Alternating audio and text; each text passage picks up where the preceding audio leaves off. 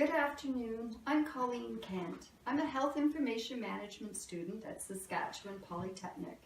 And today I'd like to talk to you about cross-cultural communication barriers and the challenges that our healthcare system faces. I'd like to start off the presentation with a short video clip. On the afternoon of September 19th, 2008, Brian Sinclair, a 45-year-old Aboriginal man, a double amputee, is seen in a Winnipeg emergency room. He speaks briefly with a triage nurse. And then we can see he turns around and wheels himself towards the waiting room. 34 hours later, Brian Sinclair is found dead.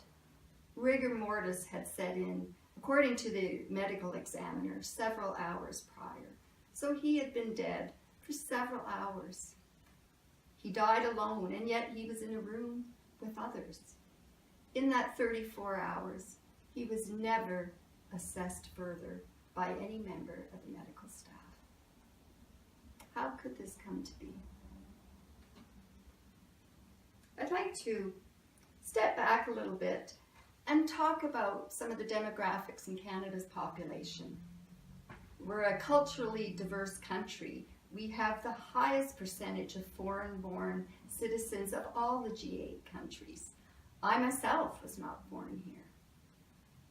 It's projected that by 2031, this number of foreign-born citizens will have gone up from the current 20.6% to between almost 25 and 28%. Numerous languages are spoken when we have many foreign-born citizens. 22 immigrant languages were identified. That's 22 languages other than English, French, or Aboriginal languages. In addition, over 60 Aboriginal languages have been identified as being used in our great country. The Aboriginal population also, according to Stats Canada, is growing at a higher rate than the non-Aboriginal community, which is due to a higher fertility rate. And it's also known that Aboriginals have poorer health and a shorter life expectancy than other citizens in Canada.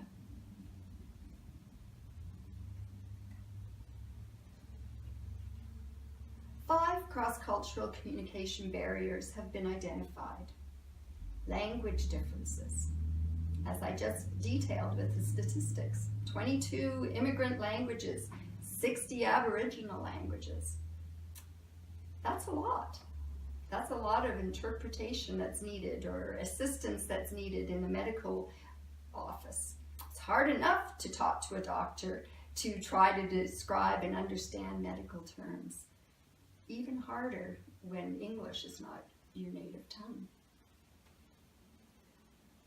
Another communication barrier is nonverbal communication. Body language, gestures, the distance that we keep when we're talking and communicating with others, the amount of eye contact we give. This can all differ between different cultures, and it can present a barrier. Stereotypes. Brian Sinclair, perfect example. Underlying assumptions. It was assumed that he was intoxicated and just sleeping it off.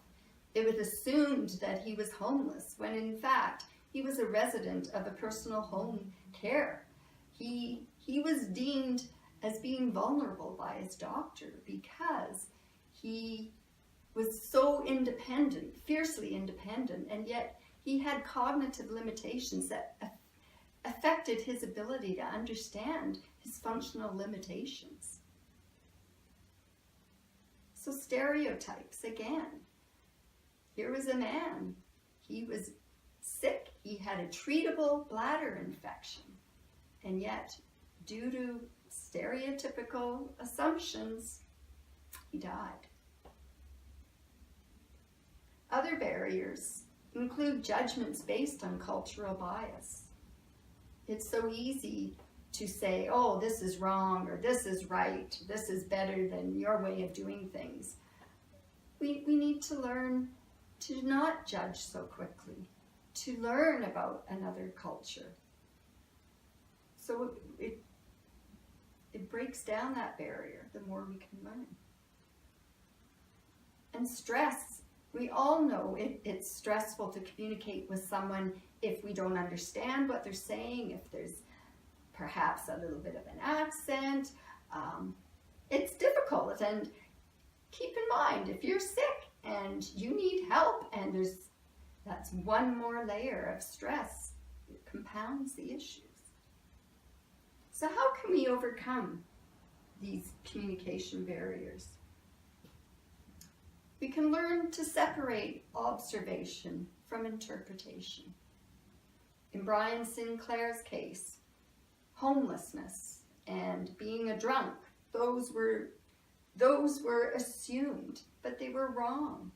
Those were interpretations, incorrect interpretations. How can we break down these cultural barriers? In doing research for this project, I came across a wonderful website produced by Global Affairs Canada. The references at the end of my handout provide the link. But you can go and select any country and select the Cultures tab, and there's excellent examples in there, whether it's Nigeria or New Zealand, you name it, whether you're traveling to the country or perhaps you even work with someone who is from that country. The more we can understand about their culture and how they communicate, what's normal for them is not normal for us. For instance, a friend of mine back in the 80s, I worked in a telecommunications company, and she launched a complaint about our manager. He was from Nigeria. She mistook his touchy-feeliness as being a sexual undertone. When I looked in the Global Affairs website, it's very common for Nigerians to invade what Canadians would consider our personal space. And so she misconstrued his intentions. So knowledge is key. If we gain historical perspective on the Aboriginal issues, the ongoing effects of the residential schools, how it continues to affect generations and generations. Knowledge is important. And in particular with the healthcare industry, cultural safety training. British Columbia has an incredible program, Indigenous Cultural Safety, and it's mandatory for all their healthcare professionals. I'd like to suggest that this type of cultural safety training is required for all the healthcare workers, and not just with a focus on our Aboriginal people, who definitely need it, but all of our cultures.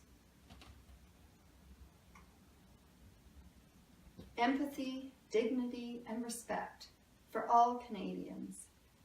Judge Preston at the inquest on Brian Sinclair's death said he did not need to die, but he did not die in vain.